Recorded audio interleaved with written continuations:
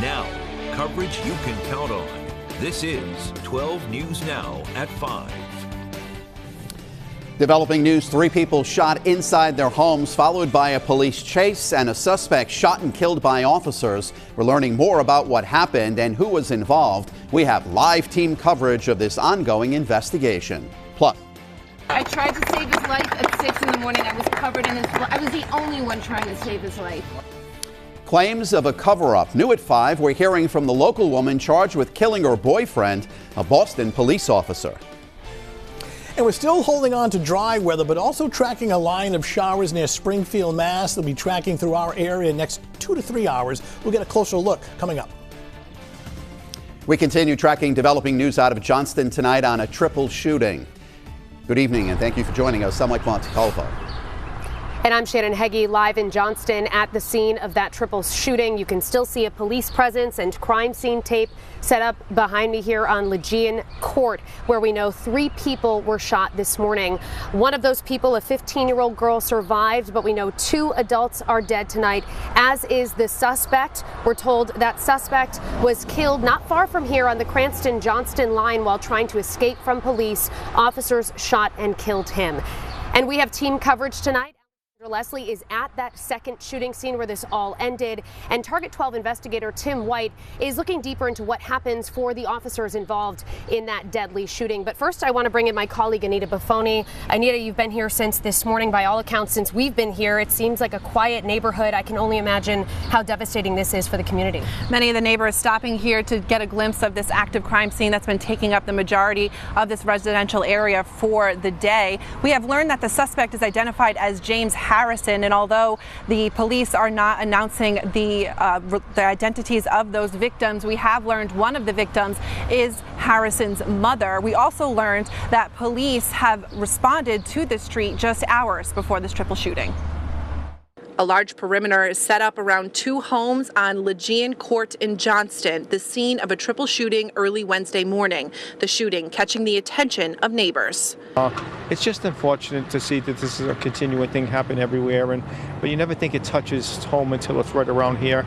The timeline of the triple shooting starts Tuesday around midnight when police responded to Legion Court for a neighborhood dispute. Sources tell Target 12 a man later identified as James Harrison was peering through a window of a neighbor's home. When police knocked on Harrison's door, he didn't answer. Roughly 7 hours later, police say Harrison shot an adult he lives with. Sources tell us that adult was Harrison's mother. Officers located 3 shooting victims, 2 of which were deceased, and 1 was a 15-year-old juvenile female. That 15-year-old girl has non-life-threatening injuries, according to police. The suspect left the scene. Neighboring communities notified of the missing suspect. Harrison eventually was shot and killed by officers not far from where the triple shooting happened. There is no danger to the public. This is an isolated and contained scene. Aside from this triple shooting, police tell us that Harrison has never been arrested here in town. And Anita, as you mentioned in your story, we know there's a second shooting scene not far from here where all of this ended at Plainfield Pike, the Cranston-Johnston line. That's where we find 12 News reporter Alexandra Leslie. Alex, we know the pursuit ended there with police shooting and killing the suspect. Can you tell us more about how all of that ended? Well, Shannon, first of all, Plainfield Pike and the exits to get here on Route 295 are still shut down as police continue their investigation. We'll show you more of the scene behind me here. They have a huge perimeter set up to continue processing this crime scene. Multiple agencies responded and spoke to this pursuit and just how dangerous it was. Thanks to an off-duty Cranston police dispatcher 4 miles away, police were able to spot and follow a 52-year-old shooting suspect's car. Chief Michael Winquist says the pursuit became especially dangerous when the suspect drove at police head-on, nearly striking them. Then a pursuit began. With multiple Cranston police officers involved, as well as some members of the Providence Police Department Task Force. The chase went into multiple towns, including Providence, Cranston and Johnston. Here on Plainfield Pike, you can see the aftermath of a crash when police say the suspect jumped this median, hit a rock, and his car became disabled. Eventually, the chief says he came out of his vehicle with a handgun and pointed it at officers. I can tell you officers from Cranston Police Department, several officers, as well as the Providence Police Department, believed to have fired rounds at the suspect. We know multiple shots were fired. We don't have a number. That's part of the investigation. The suspect was dead on scene. Bullet holes were spotted in the car's windshield. Well, obviously, anytime there's handguns involved and rounds being fired, it's always a dangerous situation. That's why we're very fortunate that nobody was injured and the suspect was killed at this location.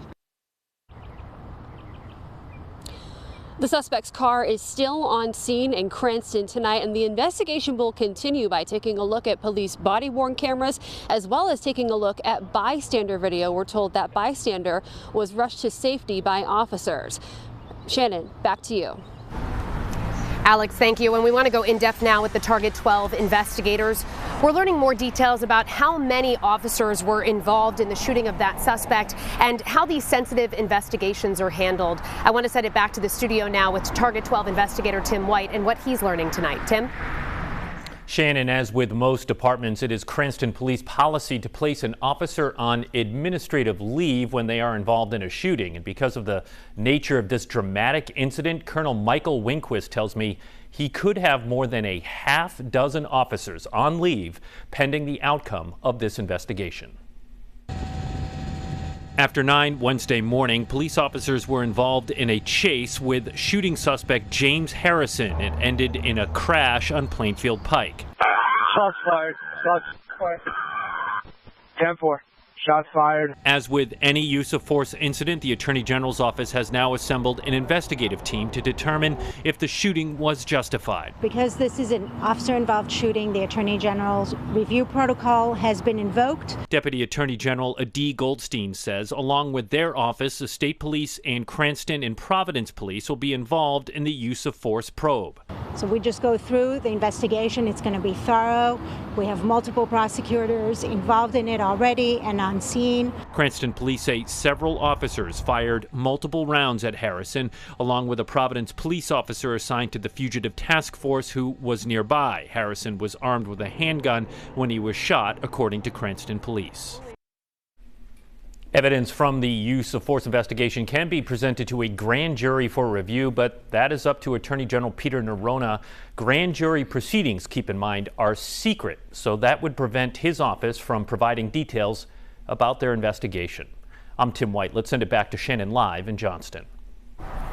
Thank you, Tim, and please stay with 12 News for continuing coverage tonight. Coming up new at 5:30, we're going to learn what police found when they first got to the scene behind me. Then coming up new at 6, we're hearing the police radio transmissions which piece together how officers handled the situation over on Plainfield Pike. And right now on WPRI.com, we have a detailed timeline of the events and where the case stands now. Mike? All right, Shannon, thank you very much. Time now for your first forecast with Chief Meteorologist Tony Petrarca. Some good news. The weather's looking great for the Memorial Day weekend. Yeah, other than this little batch of showers, Mike, for early this evening, it's basically a dry weather pattern through the holiday weekend. Take a look outside on Doppler radar. We still have hazy sunshine, but you can clearly see a line of showers stretching from Worcester County, Springfield, Mass, and north and west of Hartford. Let me bring in a little closer. This is all tracking off to the south and east, so the best chance of perhaps some slightly heavier downpours would be northeast Connecticut and northwest Rhode Island, but all locations have the chance for some showers roughly between about 6 and about 9 o'clock this evening, and this is the only rain for the rest of the week. Once this goes by, we are dry right through the holiday weekend. Milder, northwest corner of the state. Clearly, you can see the sea breeze keeping the south shore a lot cooler. So some showers for the early evening, gone by 10, 11 o'clock with some clearing overnight. We'll get a more detailed look at that 7-day forecast coming up in a little bit. Tony, thank you. Now to breaking news. The queen of rock and roll has died. Music icon Tina Turner passed away today in her Switzerland home after battling a long illness. She was born Anna Mae Bullock in rural Tennessee back in 1939 and entered show business at the age of 17, cranking out classics like River Deep, Mountain High, Proud Mary, Private Dancer, and What's Love Got to Do with It. She leaves behind a husband and 2 of her 4 sons. Sadly, her 2 other sons passed away in recent years. Tina Turner was 83 years old.